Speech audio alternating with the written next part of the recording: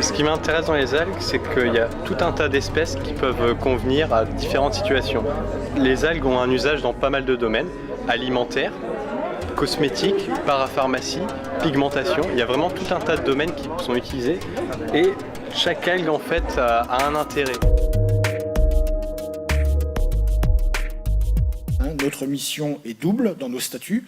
On a une première mission qui est d'assister les collectivités locales sur la problématique des marées vertes. Et puis la deuxième mission, c'est de favoriser par l'innovation le développement économique autour de l'algue.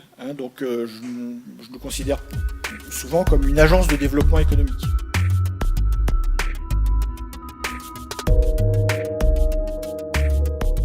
Donc, bienvenue au CEDRA. Ici, vous êtes donc dans la partie AMP, dans la partie culture du CEVA, donc dans le laboratoire de développement de culture, de macro-algues et de micro-algues. Pourquoi faire des algues? La productivité est élevée, ça pousse quasiment 10 fois plus vite que des végétaux terrestres. Et puis surtout, si on s'intéresse aux algues marines, eh bien on va faire de la culture sur de l'eau de mer, avec la raréfaction de l'eau douce, telle qu'on la connaît aujourd'hui un peu dans tous les pays. Ce point-là peut être majeur. En particulier, il n'y a pas besoin d'arroser les algues, elles poussent dans l'eau. Donc cette culture en mer, on y effectue les cultures des macro-algues brunes dans le cadre du projet MALGI. Et prochainement, cette concession de 6 hectares va évoluer vers l'aquaculture intégrée, c'est-à-dire que sur ce même espace, on va avoir de la culture de poissons, de coquillages et d'algues. Ça c'est les poissons, les moules, et d'associer ça également avec des algues qui sont capables d'assimiler les matières inorganiques et de créer ainsi un système qui est équilibré et durable pour l'environnement. On veut tester ce modèle. On a toutes les raisons de penser, parce que d'autres l'ont déjà fait avant nous, évidemment qu'au niveau environnemental, ce sera quelque chose qui n'a pas beaucoup d'impact, un très très faible impact, voire même peut-être positif.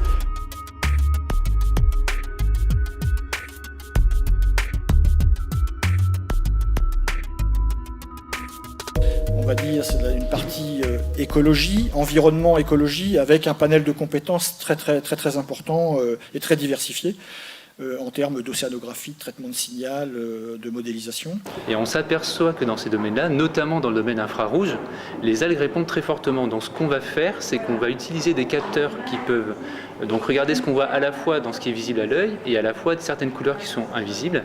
Et on va étudier donc les réponses des algues dans le domaine du visible et de l'invisible pour essayer de les identifier sur les images. Et là, ici, on a été capable donc, de distinguer justement les algues vertes des brunes et des rouges. Donc voilà l'intérêt de pouvoir changer de capteur. Après, tout est question évidemment de coût et de faisabilité. C'est plus facile des fois de commander une image satellite que de faire voler un avion sur la zone. Il faut raisonner notre action sur les marées vertes, il faut un peu la raisonner comme la météo. C'est-à-dire qu'on fait de l'observation, on fait des modèles, et puis ensuite on essaye de prédire ce qui va se passer en fonction d'un certain nombre de paramètres, ce qui se passe sur les bassins versants, et puis également l'évolution des conditions climatiques.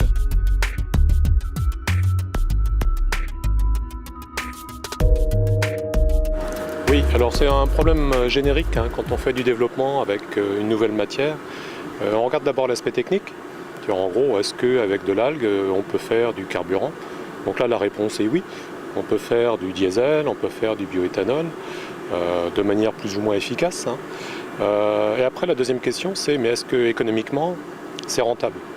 C'est-à-dire que si une entreprise se crée pour produire des biocarburants à partir d'algues, est-ce qu'elle pourra survivre sur le marché? Et là, la réponse pour l'instant est non. C'est pas possible. C'est-à-dire que le baril de pétrole n'est pas encore assez cher pour permettre ça.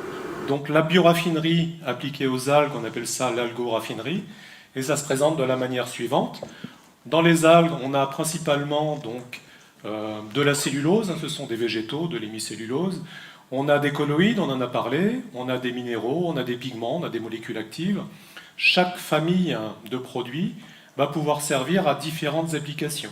Et donc en fait, de par son environnement qui est la mer, l'algue va subir en permanence des stress. Donc elle va devoir évoluer dans un environnement en prenant en compte tous les facteurs d'agression extérieure. On va regarder comment elles se défendent et on va essayer d'extraire, d'utiliser ces propriétés de défense pour renforcer, nos défenses de notre peau, en fait. Les algues présentent une richesse de molécules qui sont très très intéressantes pour des applications cosmétiques telles que l'anti-âge, l'hydratation.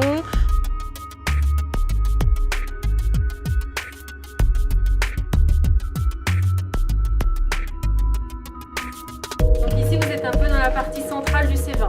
Donc notre mission ici au labo, c'est surtout de mettre au point des nouveaux procédés d'extraction ou des nouvelles méthodes analytiques. Nous, on est un petit peu en interface avec toutes les équipes en fait pour amener à bien un projet. Donc aussi bien ça peut être avec la culture ou avec le pilote. Et chaque chef de projet, chaque personne ici a des objectifs et nous, on va les aider ponctuellement. Et c'est ça qui est intéressant, c'est qu'on va récupérer, on va extraire des algues, des composés qu'avant on allait faire peut-être plus chimiquement, que là on va plutôt les avoir par les procédés naturels. Mais c'est la phase un peu semi-industrielle d'un procédé. Voilà, d'accord. Donc en général, c'est que si on va au pilote, c'est que ça a bien marché. D'accord. Voilà. C'est la récompense. Voilà. C'est vraiment une spécificité du CEVA. C'est le seul organisme qu'on connaît qui, sous un même toit, dispose de toutes les compétences pour appréhender l'algue en partant de son milieu, donc à la fois l'algue dans son milieu et l'algue comme révélateur du milieu, jusqu'à la molécule extraite de l'algue en passant par la culture. On est dans le hall technologique du CEVA. En fait, c'est la suite du laboratoire. Donc, en fait, le laboratoire, on va travailler sur le litre, jusqu'à 5 litres. Et là, on va travailler plutôt sur la centaine de litres, voire le mètre cube. On est entièrement équipé avec des équipements industriels, même si c'est à une échelle plus limitée. Et on va donc tester, valider ces procédés et être capable d'accompagner ensuite nos clients lorsqu'ils décident de mettre en place ces procédés chez eux.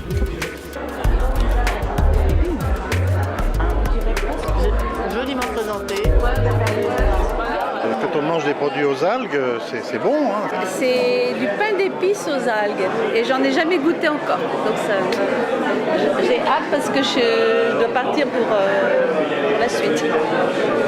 Je peux ? Au niveau du CEVA, on coordonne un projet qui s'appelle Sans Algues, qui est un projet qui tourne vraiment autour de l'algue alimentaire, qui associe une vingtaine d'industriels, des centres techniques en Bretagne.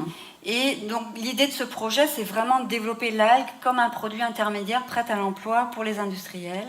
Maintenant, tout l'objet du CEVA et mon travail, c'est de développer des produits à l'européenne pour des industriels agroalimentaires français. Mais là, en Chine, donc c'est un petit sachet de paillettes d'algues à saupoudrer sur des frites. Donc mon objectif au CEVA, donc, c'est de mettre des algues chez McDo. Je trouve aussi qu'elle a su vulgariser au grand public et puis donner envie aux gens d'essayer de cuisiner les algues et de se dire que la santé passe par les algues. Donc les algues font partie du régime traditionnel des centenaires d'Okinawa, entre autres, avec beaucoup d'activités physiques, une hygiène de vie impeccable, on va dire. Donc rien que pour ça, moi j'aurais envie de vous dire, mangez des algues. Je vous remercie de votre attention.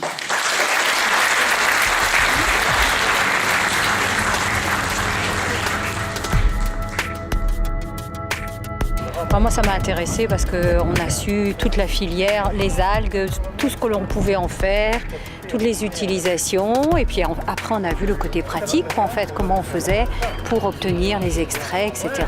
Je savais que c'était un institut de recherche, savoir comment il fonctionnait, comment il était financé, son intérêt, sa retombée économique qu'il génère, ça c'était vraiment très intéressant.